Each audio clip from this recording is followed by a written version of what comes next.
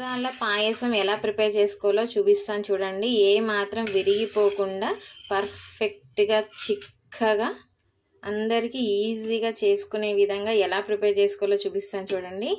చాలా టేస్టీగా ఉంటుంది. మీరు కూడా ఈ వినాయక చవితికి ఖచ్చితంగా ట్రై చేయండి. ప్యాన్ కానీ కడాయి కానీ పెట్టుకోండి. అందులో మనం ఏ కప్పుతో అయితే పిండి తీసుకున్నామో అదే కప్పుతో 1 కప్ వాటర్ వేసుకోండి. ఇందులో ఒక 2 టేబుల్ స్పూన్ బెల్లం వేసుకోండి. అంటే మన ఉండ్రాలు అనేవి కొంచెం తీయగా ఉండడానికి. ఇందులోనే ఒక 1/2 టీ స్పూన్ నెయ్యి కూడా వేసుకోండి. ఈ బెల్లాన్ని మంచిగా కరిగించుకోండి. ఇందులోనే బెల్లం కరిగిపోయి నీళ్ళు మరుగుతున్న టైంలో 1 కప్ బియ్యం పిండి తీసుకోండి. ఇలా కొంచెం కొంచెం వేసుకుంటూ అయినా కలుపుకోండి. మొత్తం ఉండలు లేకుండా మంచిగా కలిపేసుకోండి. ఇప్పుడు స్టవ్ మొత్తం స్లోలో పెట్టేసుకోవాలి. ఇదిగోండి ఇలా ఆల్మోస్ట్ పిండి అంతా కలిసిపోయిన తర్వాత స్టవ్ ఆపేసుకొని ఒకసారి అంతా బాగా కలుపుకోండి. ఇప్పుడు ఇందులోనే ఒక 2 టేబుల్ స్పూన్ కొబ్బరి ముక్కలు వేసుకోండి. చాలా చిన్నగా కట్ చేసుకోవాలి. ఈ సైజులో కట్ చేసుకొని వేసుకోండి. అప్పుడు మనం ఉండ్రాళ్ళ మధ్యలో తగులుతున్నప్పుడు బాగుంటుంది. కొబ్బరి కూర అయినా వేసుకోవచ్చు. ఒక 5 మినిట్స్ ఇలా వదిలేయండి. కొంచెం చల్లారిన తర్వాత మొత్తం ఒక్కసారి చెయ్యితోటి బాగా కలుపుకోండి. చపాతీ పిండి కలిపినంత మంచిగా కలుపుకోవాలి. కొంచెం చేతికి ఆయిల్ అప్లై చేసుకొని చిన్న చిన్న ఉండల్లాగా చుట్టుకోండి. ఈ సైజ్ తీసుకొని ఇదిగోండి చిన్న చిన్న ఉండల్లాగా చుట్టుకోండి. అన్నీ ఈ సైజులోనే చుట్టుకోండి. మనకి ఉండలు కాకుండా ఇలా తాలికల్లాగా కూడా చుట్టుకోవచ్చు. ఇదిగోండి ఇలా అన్నీ స్మూత్గా ఇలా అదుముకుంటూ మనం ఉండలు తాలికల్లాగా చుట్టి పెట్టుకోండి. ఇవి మరీ తెల్లగా ఉన్నాయి అనుకున్న వాళ్ళు కొంచెం ఒక చిటికెడు పసుపు కూడా యాడ్ చేసుకోవచ్చు మనం మరిగించుకున్నప్పుడే. అప్పుడు కొంచెం కలర్ఫుల్గా ఉంటాయి. ఉండ్రాలు తాలికల్లాగా ఇలా చేసుకొని రెడీ చేసుకోండి. అలాగే కొంచెం మనకి పిండి ముద్దని సపరేట్గా ఇంత రవ్వ ఉంచుకోండి. ఇప్పుడు కొంచెం వెడల్పుగా ఉన్న ఒక గిన్నె పెట్టుకొని ఒక 3 కప్స్ వాటర్ వేసుకోండి. మనం ఏ కప్పుతో అయితే బియ్యం పిండి తీసుకున్నామో ఆ కప్పుతోనే 3 కప్స్ వరకు వాటర్ వేసుకోవాలి.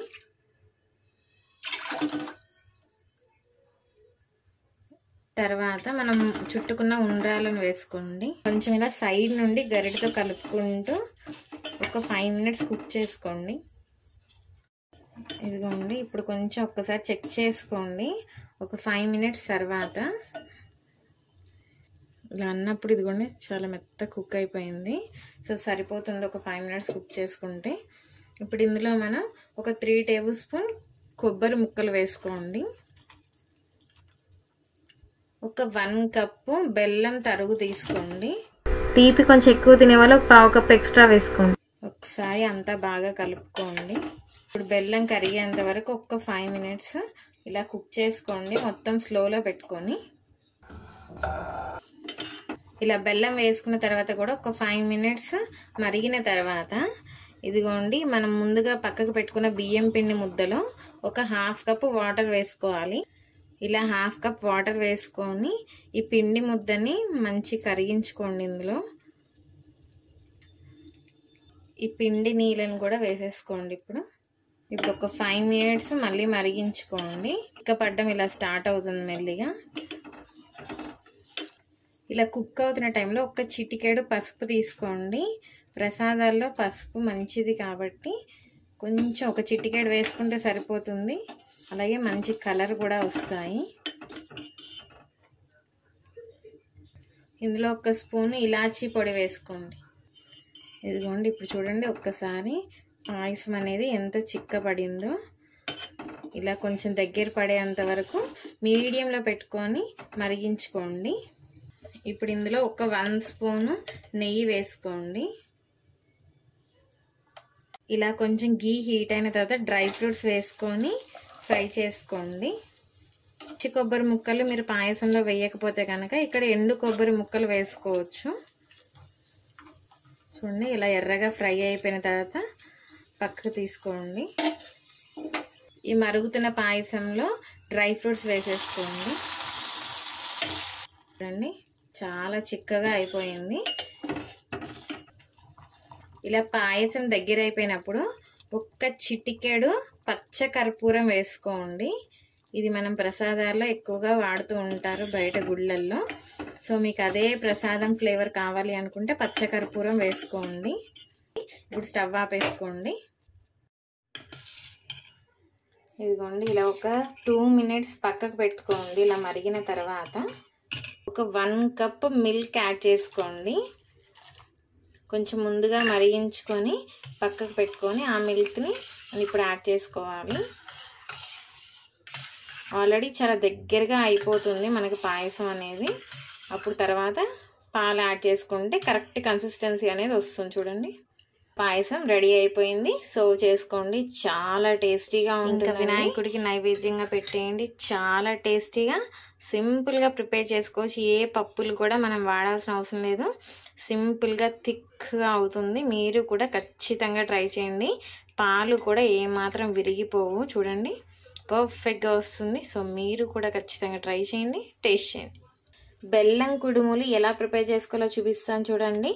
ఇలా కుడుముల సైజులో కానీ మోదక్ సైజులో కానీ మన అప్పాల్లాగా కానీ ఉండ్రాల్లాగా కూడా ఇలా వివిధ రకాలుగా చేసుకోవచ్చు. మనకు ఒకటే ప్రసాదాన్ని 4-5 రకాల ప్రసాదాలు చేసే టైం లేనప్పుడు ఒకే ప్రసాదాన్ని 4-5 రకాలుగా చేసుకోవచ్చు. చాలా సింపుల్గా అయిపోతుంది. మీకు కూడా చాలా తక్కువ టైంలో ప్రిపేర్ చేసుకోవచ్చు. సో మీరు కూడా ఖచ్చితంగా ట్రై చేయండి. వినాయక చవితికి ఏ కప్తో మీరు పిండి తీసుకుంటారో ఆ కప్తో 1.5 కప్పు వాటర్ తీసుకోండి. ఒక 1/2 స్పూన్ గీ యాడ్ చేసుకోండి. ఒక 1/4 కప్పు కొబ్బరి ముక్కలు చిన్న చిన్నగా సైజ్ కట్ చేసుకోండి. ఒక 1/4 కప్పు నానబెట్టుకున్న శనగపప్పు. ఒక 2 అవర్స్ ముందు నానబెట్టుకోండి శనగపప్పు. కొంచెం శనగపప్పు ఉడికేదాకా ఒక హాఫ్ అయినా ఉడకాలి శనగపప్పు. ఇలా పట్టుకొని ఇలా అనేటప్పుడు ఇలా అయిపోవాలి. అలా ఉడికేదాకా ఇది మరిగించుకోండి. ఇప్పుడు ఒక్కసారి శనగపప్పును చెక్ చేసుకోండి. ఆల్రెడీ నానబెట్టింది కాబట్టి 5 మినిట్స్లో కుక్ అయిపోతుంది. పెద్ద టైం పట్టదు. ఇప్పుడు ఒక 1 కప్ బెల్లం తీసుకోండి. ఇది కరిగించుకునేదాకా మీడియంలో పెట్టుకొని కలుపుకుంటూ కుక్ చేసుకోండి. ఇలా బెల్లం బాగా కరిగిన తర్వాత ఒక 1 కప్ బియ్యం పిండి వేసుకోండి. అంతా లంప్స్ లేకుండా బాగా కలుపుకోండి. మొత్తం స్లోలో పెట్టుకొని కలుపుకోండి. ఇక్కడ ఈ టైంలో ఒక 1 స్పూన్ ఇలాచీ పొడి వేసుకోండి. ఇప్పుడు స్టవ్ మొత్తం ఆఫ్ చేసుకొని బాగా కలుపుకోండి.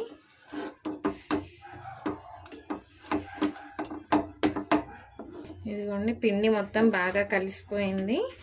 ఇప్పుడు మనం ఇది ఒక 5 మినిట్స్ ఫ్యాన్ కింద పెట్టుకొని చల్లార్చుకోండి. ఇదిగోండి మొత్తం చల్లారిపోయింది. ఇప్పుడు మనం వీటిని ఉండ్రాలుగా తాలికల్లాగా కుడుముల్లాగా చేసుకోవచ్చు. కొంచెం చేతికి నెయ్యి కానీ ఆయిల్ కానీ ఇలా అప్లై చేసుకోండి. చిన్న చిన్న ముద్దలు తీసుకొని ఇలా ఉండ్రాల్లాగా చుట్టుకో. ఇదే విధంగా ఉండ్రాలన్నిటిని ప్రిపేర్ చేసుకోండి. కొన్ని అలా ఉండ్రాలుగాను కొన్ని ఇలా రౌండ్గా చుట్టుకుంటూ ఇలా ఓవెల్ షేప్లో చుట్టుకోండి. దీన్ని ఇలా వేలు ముద్రలు వచ్చేటట్టుగా చేయండి. చూడండి కుడుముల్లాగా లేకపోతే ఇలా ఉండ్రాలుగా కాకుండా ఇలా మీరు ప్లేట్ లాగా కూడా ఒత్తుకోవచ్చు. ఇదిగోండి అన్ని రకాల షేప్స్ మీకు కూడా తెలిసిన షేప్స్ ఏమైనా ఉంటే కనుక అలా చేసుకోండి. వేళ్ళ మీద ఒత్తుకోవడం వల్ల వేళ్ళ షేప్ అనేది వస్తుంది. చెట్టు ఉంటుంది కదా అలాంటి ఆకులు దొరికినా సరే వాటి మీద పెట్టి ఒత్తుకోండి. అవి కూడా ఒక టైప్ డిజైన్స్ లాగా పడుతూ ఉంటాయి. కొన్ని ఈ విధంగా కాకుండా కొన్ని తాలికల్లాగా కూడా ఇలా చుట్టుకోవచ్చు. ఇదిగోండి వేళ్ళతో ఒత్తుకోకుండా జస్ట్ ఇలా అనుకొని కూడా మీరు స్టీమ్ చేసుకొని ప్రసాదం రెడీ చేసుకోవచ్చు. కొన్ని ఇలా ఉండ్రాలుగా తాలికల్లాగా ఇలా అప్పాల్లా కాకుండా మీరు మోదక్స్ చేస్తాం కదా మనము, అలా కూడా ఒత్తుకోవచ్చు. ఇలా అరచేతిలో గుంతలాగా ఒత్తుకుంటూ ఇలా పైకి అనుకోండి.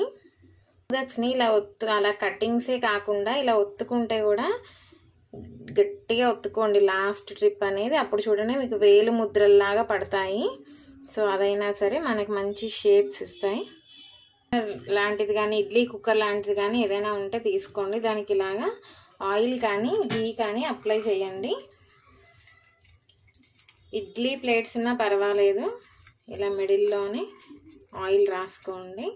ఇందులో మనం ముందుగా ప్రిపేర్ చేసుకున్న ఉండ్రాలని మోదక్స్ని అమర్చుకోండి.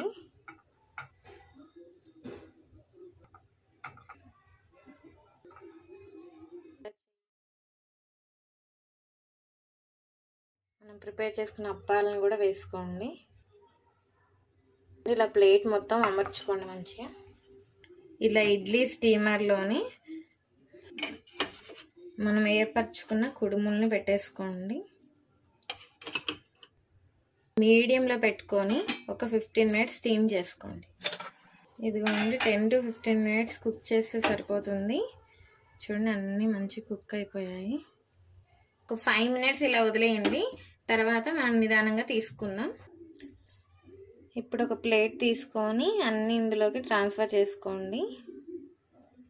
చూడండి ఏమాత్రం అంటకుండా నీట్గా వచ్చాయి.